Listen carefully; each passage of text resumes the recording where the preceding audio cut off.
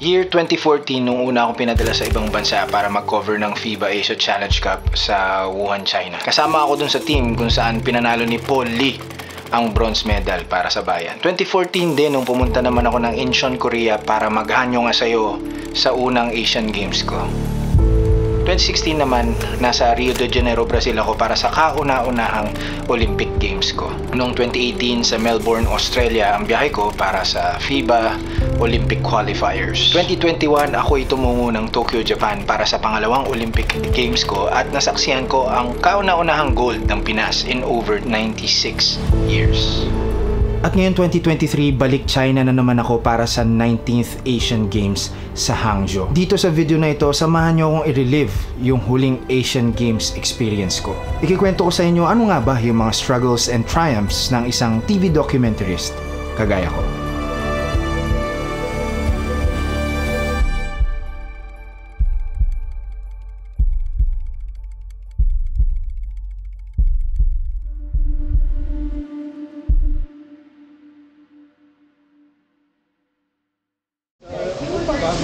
Yes. Parang main entrance yata. Gusto mo doon mag-intro? Para makita yung buong Sure. area na yun. Okay. Tapos, pag may interviewin tayo. Nung unang opisyal na araw ko bilang isang dokumentarista, ay pumunta kami sa Main Media Center para gumawa ng feature tungkol sa Main Media Center. Ang tanong, pwede ba tayo mag-vaccine? Pwede yan. Bakit naman hindi? Huwag lang sana umuulan ng matindi. Mas maganda na sa labas tayo. Kasama ko si Bea Escudero, ang aking partner na host. 4 na teams kami, may 3 teams pa. Yung isang team ay si Derek Christian and si Bel Gregorio. Yung isa ay si Jack and si Paulo De Rosario and si Derek Nick and si Carlo Pamintuan. Forward ka pa, konti. Op, sobra. Rolling in 3, 2, 1, and action. With just one day to go before the official start of the 19th. Medyo hindi kita lang yung signal. Baba ko na lang ng Pwede. slide. Medyo dikit mo na lang. Dito banda. Yan. Okay. Bali, ang mga pinapadala naming video package sa Pilipinas para i-air sa Pilipinas ay 2 to 3 minute videos lang. This video is composed of an intro ng host, voice over ng host na merong b-roll sa ibabaw, and then interview ng atleta after their game. Yan po yung composition ng videos na pinapadala namin sa Pilipinas para i-air sa One Sports and sa social media na rin. Stand by, ready. Rolling in 3, 2, and action. With just one day to go before the 19th Asian Games. And cut. Pakailan, galing mo talaga.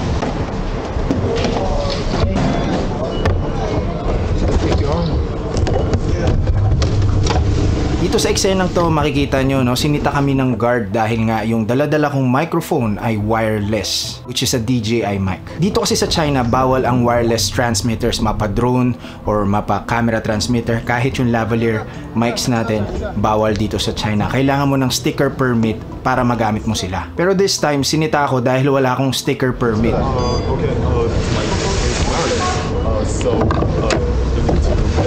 Yes, we have the sticker. Yes, You have the sticker? Yes,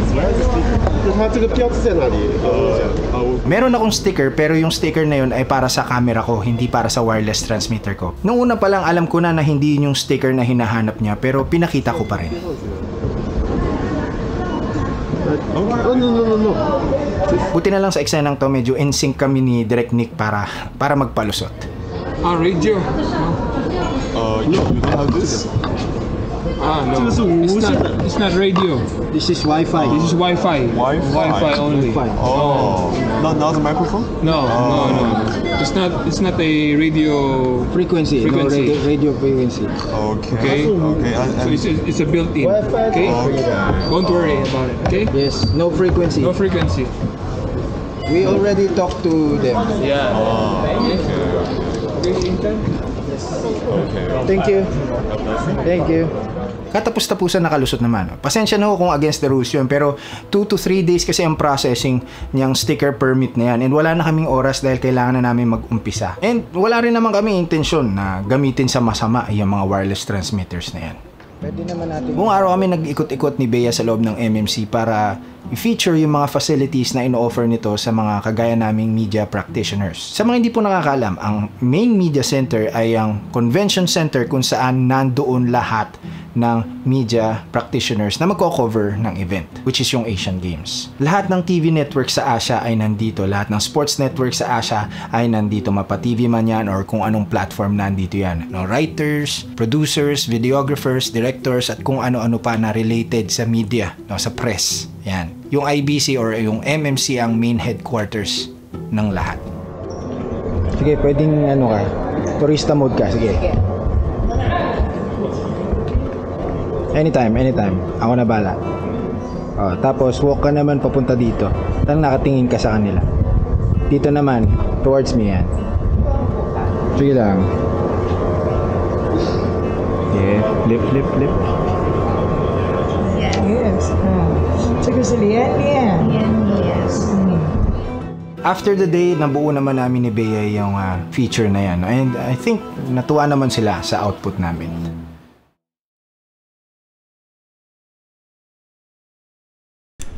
Back in the hotel, ginagawa ko ngayon ay nagre-research, no?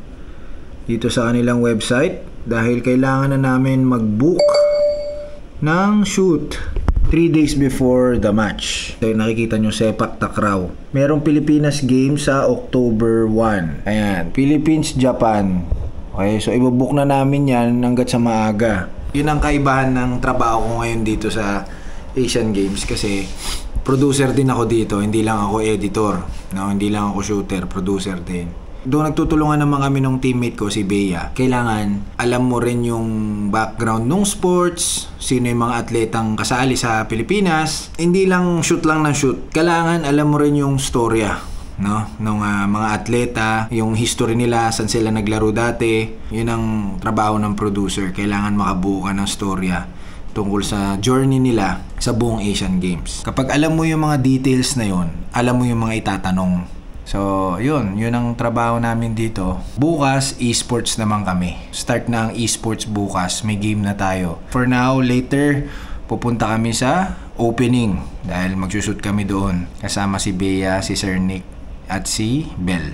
Yung araw na yan ay isa sa mga hindi ko makakalimutang araw sa buong Asian Games experience ko. Bakit? Kasi naglakad kami ng 4 kilometers mula main media center papunta doon sa Hangzhou Olympic Center para i-shoot yung intro para sa feature ng opening ceremonies. 4 kilometers ang nilakad namin dahil hindi na kami nagbus mula MMC hanggang dyan sa stadium. Hindi na kami nagbus dahil una, ang haba ng pila sa mga bus na papuntang stadium, and pangalawa, tanaw mo na yung stadium mula MMC. So we assumed na napakalapit lang nung lalakarin namin. Pero nung naglalakad na kami, dun lang namin nalaman na sarado yung mga daan. Even yung mga walkways, sarado. Hindi kami pwedeng pumasok sa kung saan. Walang public vehicles, walang private vehicles, sarado lahat ng daan. So for 4 kilometers, naglakad kami. Pero katapos-tapusan, na-shoot naman namin yung intro na yan. Bye.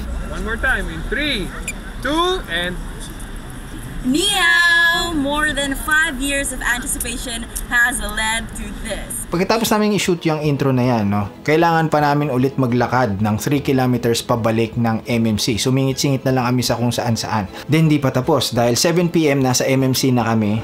Kumain lang kami ng dinner and then we decided to walk from MMC to Media Village. Hindi kami nag-bus na naman dahil wala pang bus hanggang 10 PM. Hanggang matapos yung opening ceremonies. Magbubukas lang yung mga kalsada pagkatapos ng opening ceremonies. So naglakad kami ng 5 kilometers more. So 12 kilometers in total yung nilakad namin nung gabing yan. Pagdating namin ng Media Village, pagod na pagod ako. Pakiramdam ko na punit na yung balikat ko dahil sa bigat ng bag ko at sa bigat ng kamerang dala ko. Sobrang pagod na pagod ako, hindi ako halos makakilos. Pero mas naramdaman ko yung pagod dahil yung araw na yan ay birthday ng asawa ko. Wala ako sa tabi niya. So, medyo nakakalungkot. Nakakalungkot din kahit papaano.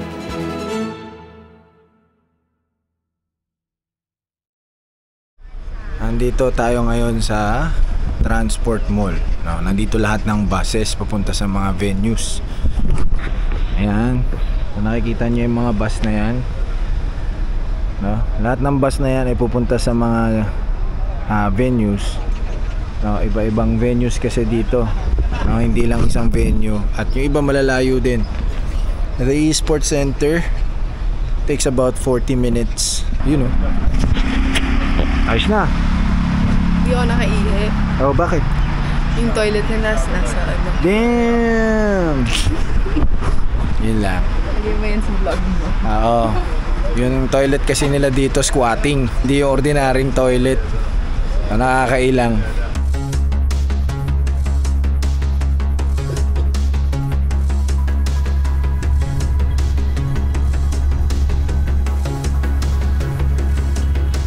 Ayos. Ito yung stadium for esports. Nandito na tayo. Nakaset up na rin kami ng gamit doon. Ready na kami. Medyo na-delay yung schedule dahil baka humaba yung ibang matches na nauna. So, okay naman. Meron na tayong armbands. Yung mga armbands na yan ay hindi mo makukuha pag hindi ka nag-book ng shoot mo. Kaya ako nagbo-book kanina. Pag hindi ka nakapag-book to shoot ahead of time, wala kang armbands. Wala kang armbands, hindi ka makakapag-shoot. 2 armbands kasi. Yung isa, pang mix zone, kaya MZ. Yung isa, pang ENG. Mix zone, dun mo interviewin yung mga athletes right after every match. Papasok na ako ulit para mag-abang na nung Pilipinas game. Ang ENG zone ay yung zone kung saan dun ka lang pwedeng mag-shoot ng ongoing game, performance, or match. No? Hindi ka pwedeng mag-shoot sa ibang areas. Yun lang ang designated area para sa aming mga RHB. RHB means rights holding broadcasters. Kaming buong signal team ay RHB. So yung ENG area, dun lang kami pwede. Hindi kami pwede lumapit sa action.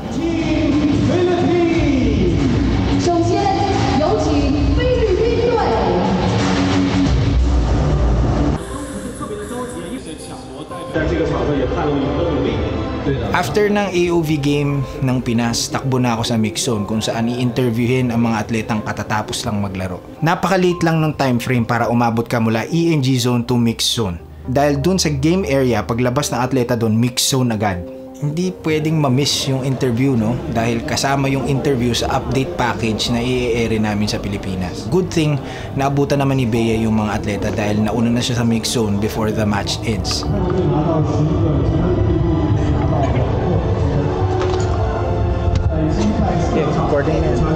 Wait lang. Na-interview naman namin na maayos, no? Sa kasamaang palad, hindi pinalad yung mga atleta natin that time and hindi na sila nag-advance sa mga next stages. So, 1 team down para sa Philippine Esports.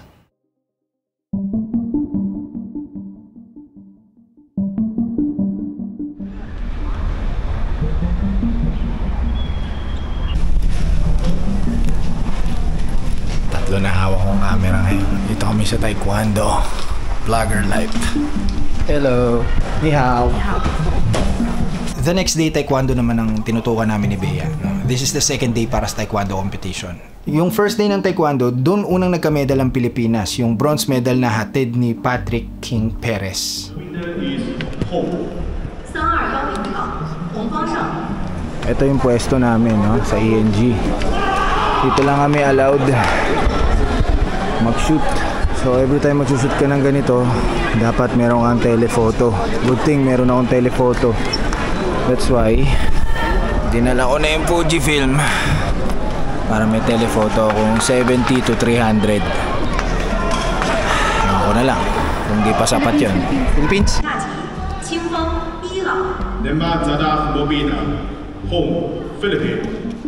Ang priority lang naman namin i-shoot ay yung mga atletang Pinoy. Kaya namin sila sinushoot ay para nga mabigyan namin ng update yung One Sports ay yung Pilipinas din kung anong nangyari sa laro ng atleta dahil hindi lahat ng sports ay nai-air natin. So imagine, ang dami-daming sports simultaneous nangyayari yan. And isa o dalawa, tatlong channel lang yung nilalabasan dito sa Pilipinas. No? So hindi lahat ng sports nai-air natin. So kung saang sport na may Pinoy athlete, nandun kami, pati yung tatlong teams na kasama namin na nabanggit ko kanina.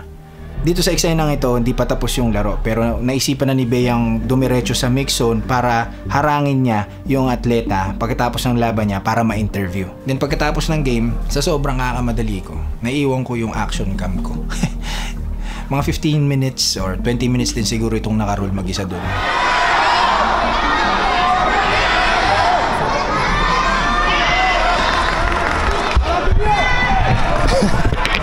Thank you.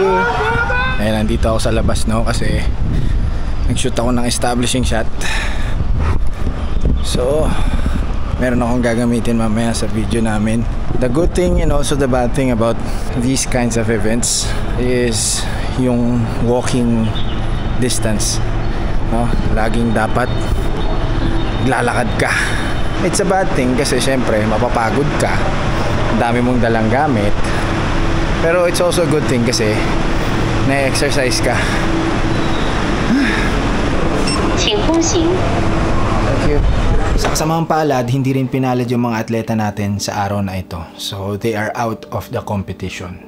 At dahil nga hindi tayo nagpapanalo, dito ko na naramdaman yung bigat ng trabaho ko. Isipin mo, gigising ka ng umaga para bumiyahe papuntang venue, dala ang mga mabibigat mong mga gamit. Magsushoot ka, no? Tatakbo ka mula ENG hanggang mix zone, then magi-interview ka. Do hindi naman ganun kahirap yun, no? Kaya lang mahirap pa din. Pero ang talaga mahirap for me ay yung ibang mga bagay, no? Like hindi ka makakain sa tamang oras. Madalas dinner na lang ang nakakain ko dahil hindi ka nga makakapag-breakfast dahil sa aga ng alis mo. Hindi ka rin makakapag-lunch dahil minsan nagkakasabay yung mga bagay-bagay. Tapos yun, after ng shoot, biyahe ka na naman. Minsan diretso ka pa sa susunod mong sport, shoot ka ulit. Then after mo mag-shoot, biyahe ka ulit papunta sa kwarto mo or sa media village. Then pagdating mo sa kwarto mo, i-edit mo yung sinut mo buong araw. Then katapos-tapusan, makakatulog ka, madaling araw na. Then kinabukasan, ganun na naman. Mahirap siya physically and mentally, no?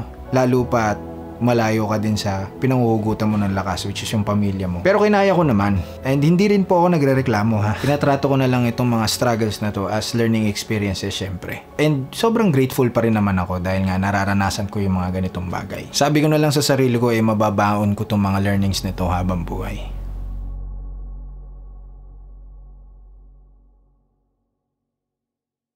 Nandito pa rin tayo sa taekwondo venue, no? Pahinga lang ako dahil nakatapos na tayo ng 3 sessions this morning. May panalo naman tayo isa, no? Si Baby Canabal. Medyo hassle lang kasi after the first round kailangan kong tumakbo sa mix zone para kumuha ng interview, and sometimes hindi sila nagpapa-interview lalo na pag talo. Wala lang, update lang, may masabi lang sa vlog. Happened to my hair. Kukuha muna ako ng coffee. Last dos pa naman is 1:45. Kakape muna ako. Isa sa mga kagandahan sa mga ganitong international events ay yung meron silang media lounge. Sa media lounge merong snacks, refreshments, and of course, coffee. Nagre-ready tayo ng kape. Thank you. Okay, thank you. Shishi. As you can see, nagpalit na ako, no? Di na tayo porma-porma. Naka Fujifilm X-T4 na ako today. Di na ako nag-red dahil yes, pwede naman siyang pang run and gun, no? Yung red, pero mas pang run and gun yung mirrorless eh.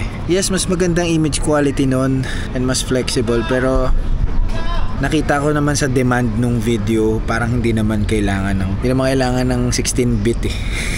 Kasi 1080 lang yung export namin dito. Fujifilm na lang dinala ko para mas convenient gamitin. I'm using the Tamron 24-70. For full frame, this is equivalent for APS-C ng 35 to 105. I'm using an Aputure MC as my light, no, kapag nag-interview. D4 Mini, DJI mic. Lipat-lipat na lang ako ng input pagka kailangan. So pag highlights, dito ang mic ko. Pag interview, dito ang out ko. Dito naman, yan.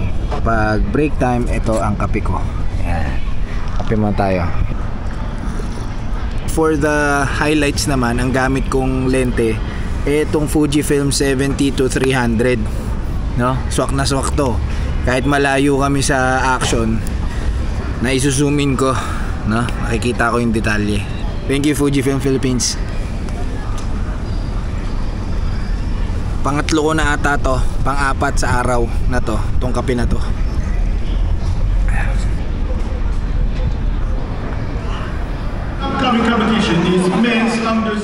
Hindi na naman tayo nagka-medal dito sa araw na to, no? Sa taekwondo. Inaamin ko dito sa araw na to medyo bumaba yung moral ko, no? Kasi hindi pa kami nakakapag-cover ng nag-medal ni Bea. Yung ibang mga kasama namin, meron na silang bronze medal, meron na silang silver medal. Kami wala pa, 0. Well, hindi ko naman yun kontrolado, no? Kasi hindi naman ako yung lumalaro. Pero medyo nakakalungkot lang na unti-unting nababawasan yung mga Pilipinong atleta na hindi nananalo. Apektado rin ako kahit hindi ako yung lumalaro, no? Kasi syempre Pilipino ako eh. Pero hindi naman kami nauubusan ng pag-asa dahil alam namin na may mga atleta pang lalaban sa mga susunod pang mga araw.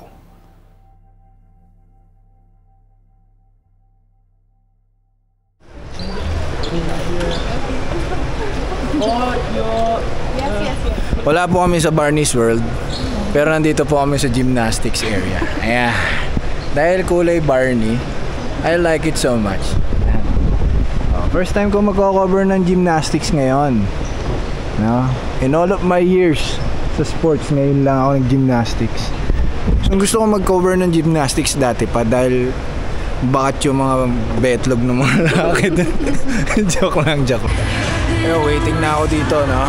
Start dito ako sa ENG area.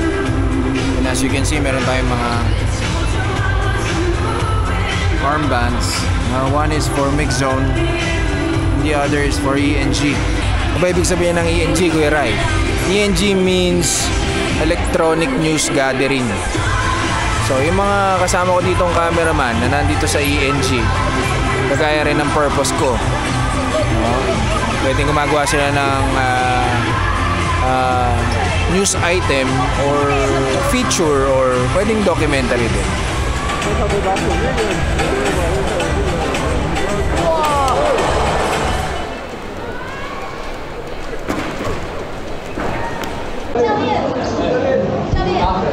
Test ko. Hi, Kristen. Hi. We're from Signal. We're from Signal in One Sports. Can we ask you a few questions? Okay. Can you hold it for us? Thank you. Yes. No, it's okay. You can show it. No. We'll be featuring this on One Sports. I wasn't able to join them in SEA Games and Asian Champs because of my injury, and it's a good comeback for me. Hold it closer. The mic. There you go. Thank you. So you mentioned that is amazing. Thank you so much for your time. Thank you, Coach. Could I just ask you guys for a photo?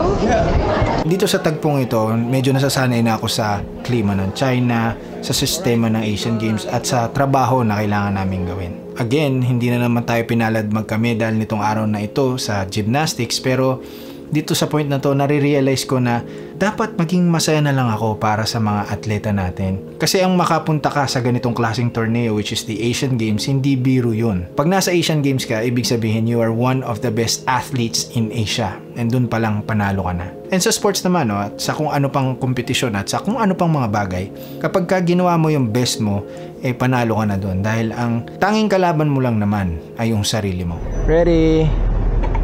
In 3, 2, 1, and Today, it's all about girl power. We are here at the Wanglong Sports Center Gymnasium for the Women's Artistic Gymnastics All-Around Finals.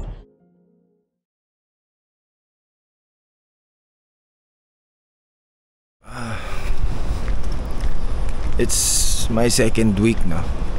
Going second week na. Kami dito sa Hangzhou. And right now, I'm going to have lunch.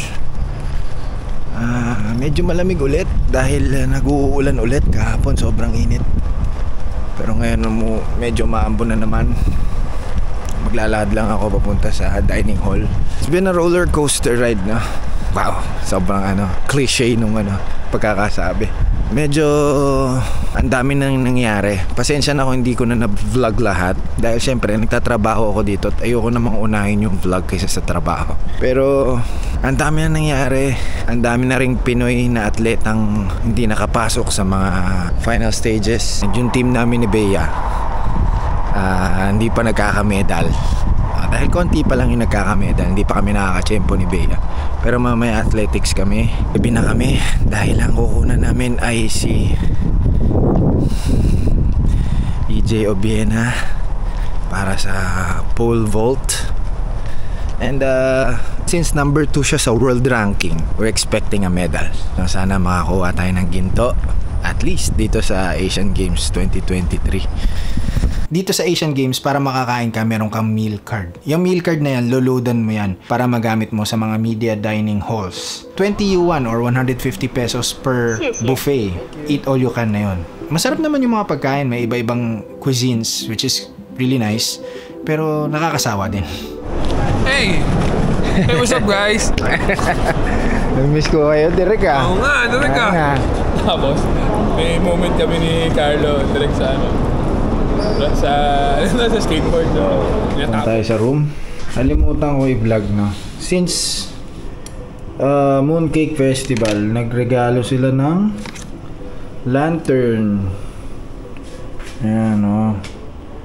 Oh, kagabi may ilaw pa yan eh. Pero meron pa rin, may ilaw pa din, mahina na nga lang. Tapos may kasamang ganito. Hindi, akin pala to. Ayan. Yan, may letter and may ganyan. Tapos ngayon, pagbalik ko, may ganito. What's this? Chongqinghang Hongqiangxi Sharla Shubuxi Stola. Hindi ko maintindihan, pero meron tayong not sure what this is. Kaya titignan ko lang yung translation Isa sa mga matitinding problema namin dito sa Asian Games ay yung language barrier. Madalas hindi kayo magkakaintindihan ng mga volunteers dahil hindi sila ganun karunong mag-English. So every time na may kailangan ka sabihin sa kanila, kailangan mong gumamit ng Google Translate para lang maintindihan ka nila. Minsan kahit nagmamadali ka na, sobrang intense na nung eksena, hindi ka nila maintindihan. Maiinis ka na lang kasi kailangan mo pang bunutin yung phone mo, tapos gagamit ka ng Google Translate. Where is the restroom? Tapos papakita mong ganun. Medyo hassle siya. Ang daming extra steps para maintindihan ka niyan. Pero katapos-tapusan, naiintindihan ka naman nila. Kaya lang ang dami na nila sa harap mo. Kailangan mo lang na matinding pasensya. Pero yun nga, language barrier ay isa sa mga problema namin sa Asian Games. Google Translate. Camera. Ano ibig sabihin yan? Ito daw ibig sabihin yan. Hello dear guest. In order for you to have adequate sleep, we have prepared earplugs for you in Building 104. I wish you have a happy stay and smooth work. Teacher Butterfly Zhang Nini. Ano pala yun? Earplugs pagka matutulog. Ibig sabihin ito. Happiness. Happiness pala ibig sabihin nun. Happy Mid-Autumn Festival. Mid-Autumn Festival pala ngayon. O, ayan. Tatay muna ako. Okay. Dito tayo sa athletics venue. Kung saan ginanap ang opening ceremonies. At mamaya, doon lalaro si EJ Obiena. Kapwesto natin. Yan. Tingnan natin kung pe-frame ba natin na maayos. Yan na yun. Yan na yung pinaka-zoom ko. Ay, hindi pa pala. Yun. Okay naman. Makukunan naman natin. Pero mas safe na sa wide. Na tayo sa wide. Papunch in na lang later. Meron na tayong bronze, meron na tayong silver. So sana this time meron din tayong gold after nito. Sana magka-gold na tayo dahil medyo matagal-tagal na. Pero malaki ang chance ni EJ dito na mag-gold, So prayers up para kay EJ. Ito yung mangyayari mamaya, Pagtapos ni EJ doon, tatakbo ako, lalabas ako doon, iikot ako dyan, tapos doon ako sa mix zone. Ayun po yung mix zone. Ayun. Tatakbo ako doon para makuha ko yung interview niya. Matinding challenge yun kasi layo ng pwesto ko ENG ako. Tapos yung mix zone napakalayo. Bibit-bitin ko lahat ng gamit ko, malamang.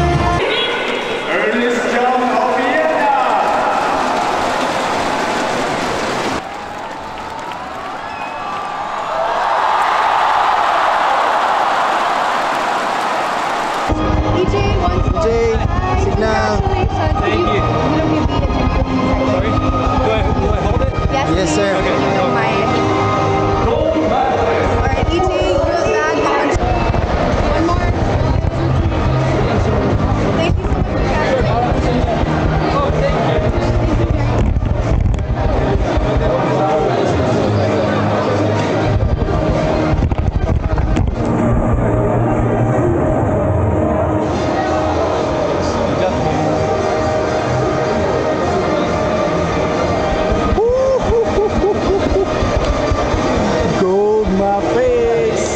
After ng gold medal ni EJ, no, parang napunutan ako ng tinik sa lalamunan. Kasi sa dami-dami ng sinut namin ni Bea, no, ngayon lang kami unang nagka-medal.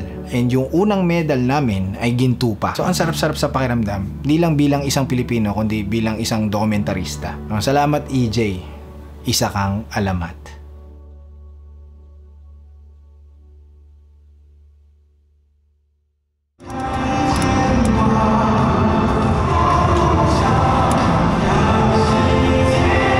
Is October 2, no? Siguro pang 5 araw na namin dito sa athletics o pang-4. Hanggang October 5 yata ito. Dito na ako sa ENG. As of now, medyo maaga kaming dumating.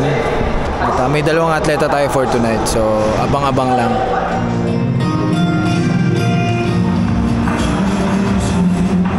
Unti-unti na nauubos yung sports.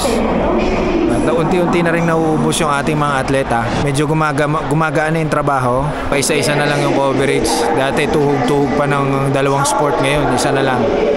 Nauubos na. Parang pumapayat na ako.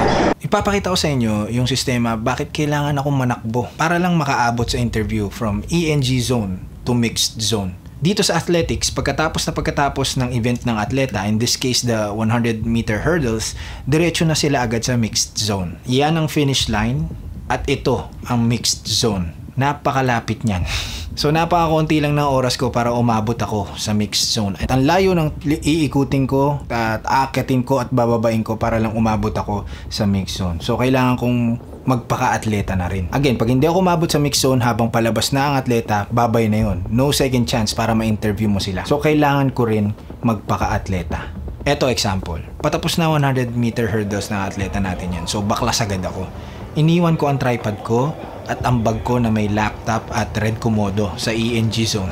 Then palit lente, no? Dahil hindi ako makakapag-interview gamit ang 70mm lens na gamit ko while shooting the highlights.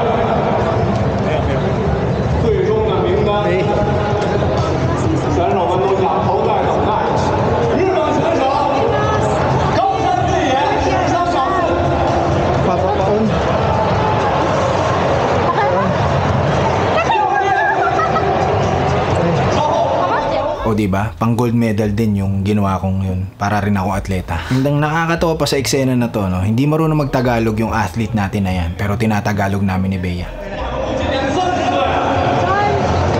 Interview. Bea from One Sports.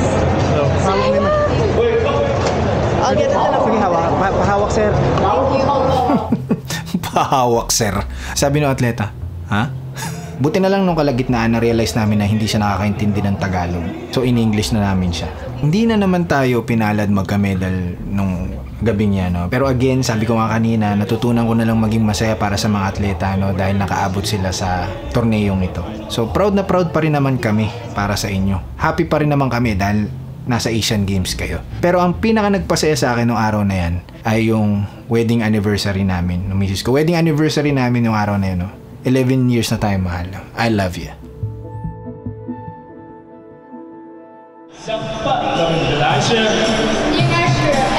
Dito tayo ngayon sa bahay basketball, no? Gold medal match between Jordan and Gilas, Pilipinas. Halftime pa lang. 31 all. Sana manalo tayo para siyempre mabawi naman natin lahat, no? Kahit ang basketball lang, mabawi natin.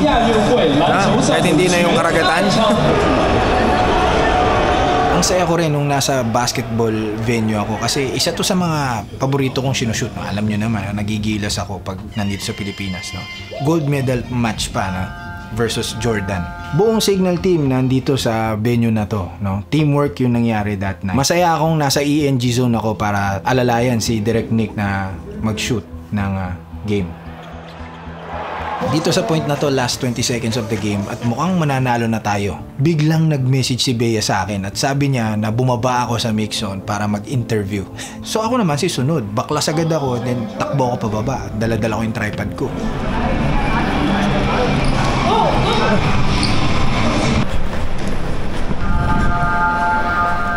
Ang problema, wala akong green armband para makapasok ako sa mix zone. ENG armband lang yung nasa akin. Yeah, my host has it. No, the green armband, it's with her. Okay? Yeah, I know. It's with her. I'll get it from her, okay? It's with her. You give her? Yes, it's with her.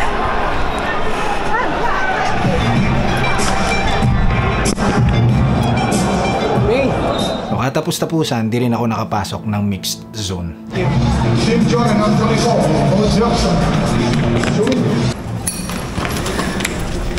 Ganda na lang pwesto ko dun eh. Akala ko makakapasok kami.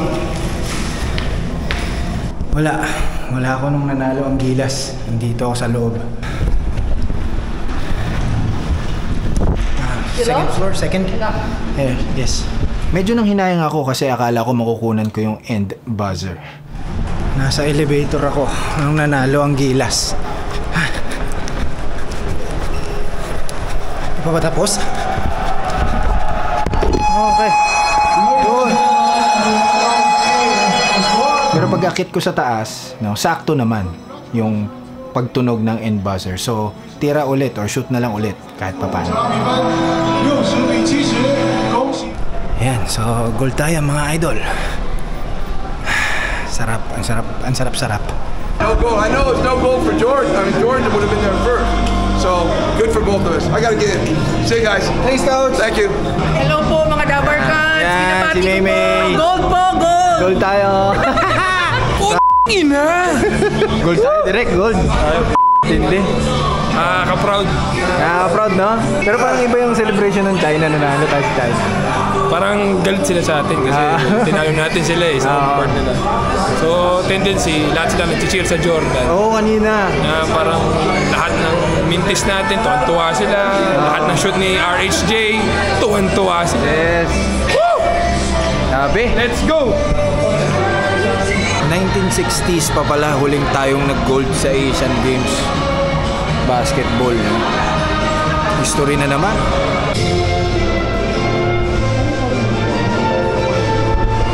Dahil sa'yo.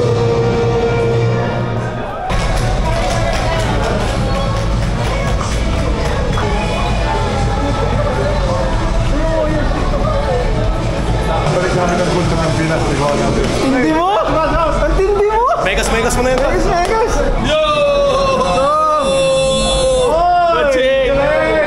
Coach! Congrats! Yup! Hindi mo! Talo. Talo kayo. Naintindihan ka. Come on, Chris. Yes, sir. Yes, sir. Yes, sir. Come on, Chris. And... This is my third gold medal. It's a blessing to have, a blessing to be with this special group of guys, especially for all those back home that know what we had to go through to get to this point and how challenging it was. And there's a lot of reasons that we couldn't get it done. God has better plans for me. Right now, it's a reputation of what God has planned. So sometimes Thank you, brother. Tindi. Tindi mo? Hindi mo? Mabuhay ka din. Congrats.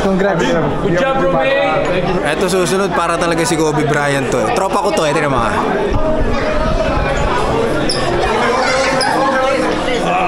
Hey. Oh, kumakain ka na. Oh, tum na? Dinner time na. Magic Buno.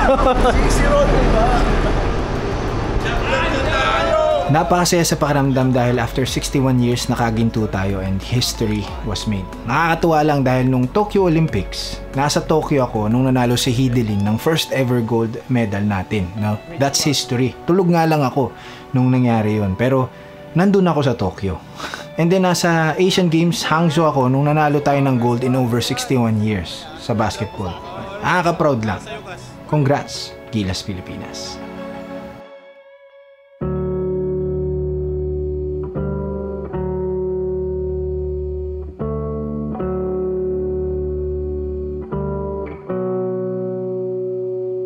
Napakasaya din na kahit 17 days na ang lumipas, nagkaroon kami ng oras para gumala ng buong team. And dahil nga sa pagkapanalo ng Gilas the night before, mataas ang moral naming lahat. No? Nakaka-apekto din kasi sa amin yung tagumpay ng mga atleta. Dahil nga syempre, Pilipino kami. No? Ako kasi, feeling ko, no? Ako lang to feeling ko, kasama ako sa mga delegates na pinadala ng Pilipinas sa Asian Games. Kasi nandun ako. Hi guys!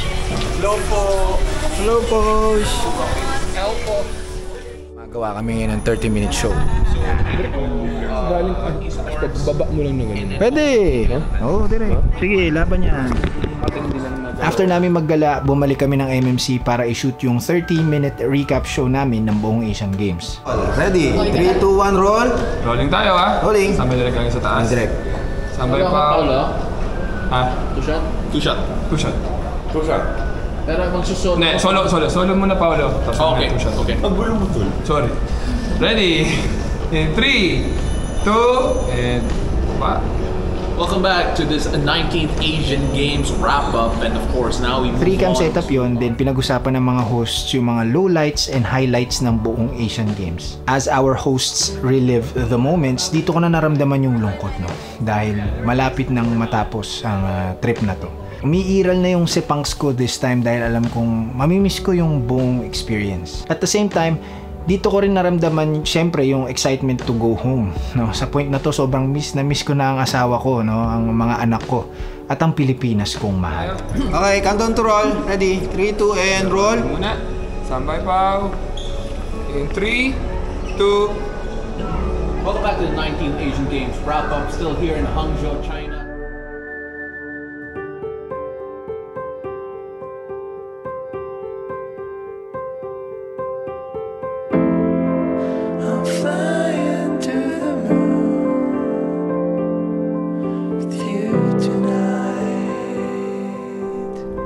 So,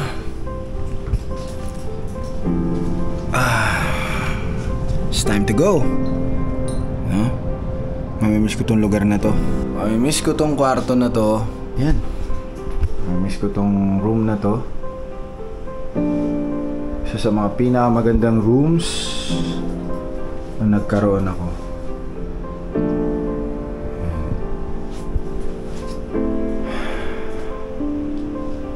Time to go home.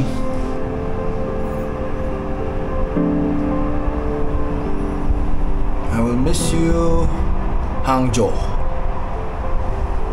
Itong Asian Games experience na ito ay masasabi kong one for the books. Dahil dito ko na-experience first time yung adrenaline rush, exhilaration, defeat, and yung triumph. I'm not saying na hindi ko yan experience ng mga naunang international events ko, no? Pero dito yung first time na I get to experience the action up close. Sa mga naunang events ko kasi parang palaging editor lang ako, nasa IBC lang ako, nakaupo at nag-e-edit. Dito, na-experience ko mag-produce, mag-shoot, mag-direct, mag-edit.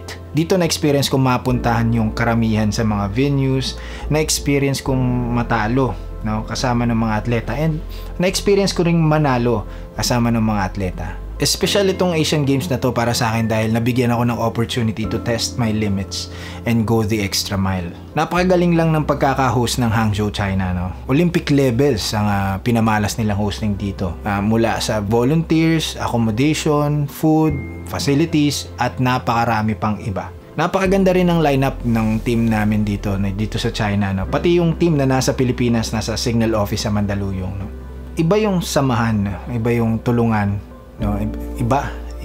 May drama, may action, may horror, at napakaraming comedy. Itong Asian Games na to ay talaga namang nagturo sa akin ng sobrang daming bagay, kaya nagpapasalamat ako sa mga taong nagtiwala sa akin. Sa buong Signal TV, maraming salamat po dahil hindi kayo nagdalawang isip, or baka nagdalawang isip kayo, hindi kayo nagdalawang isip na kunin ang isang tulad ko. Sana po ay masaya kayo sa naging trabaho ko. Sa mga nakasama ko sa China, kay Direk Nick, kay Direk Christian, kay Jack, kay Carlo, kay Paulo, kay Belle, kay Maylin, and of course sa partner kong si Bea. Salamat din dahil hindi ako kahit isang beses nakaramdam na out of place ako. Salamat sa tiwala nyo.